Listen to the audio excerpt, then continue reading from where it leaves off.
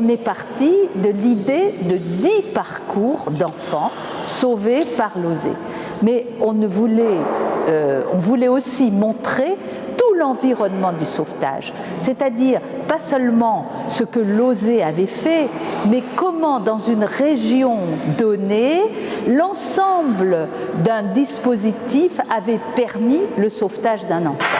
Et on a aussi voulu mettre en condition les gens qui visitent cette expo en montrant tout autour, en les environnant de la grande histoire. C'est pour ça qu'il y a, on mitraille d'images du contexte historique depuis 1938 jusqu'en 1945 pour montrer, malgré la catastrophe, le sauvetage des enfants. Or, les enfants, c'est vraiment la sève d'un peuple et sauver les enfants, c'est très important. Les parcours d'enfants étaient le point de départ, évidemment, de notre travail de conception. Je me suis inscrit dans cette demande et j'ai trouvé que c'était une demande qui était fondée sur une réalité à laquelle je tenais, c'est-à-dire que ces enfants étaient encore vivants. Ces enfants ont été sauvés et ils vivent encore.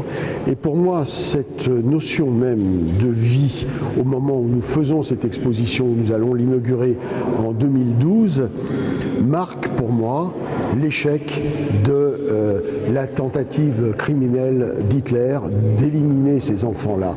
Il y a un appel très fort sur ces bougies, c'est une image, une photo en pied de chaque enfant qui est maintenant dans un âge, disons, plus qu'adulte, et qui représente, voilà, la perception qu'on peut avoir de la personne aujourd'hui. En même temps qu'on peut lire l'exposition, on peut voir donc un film assez court de quelques minutes.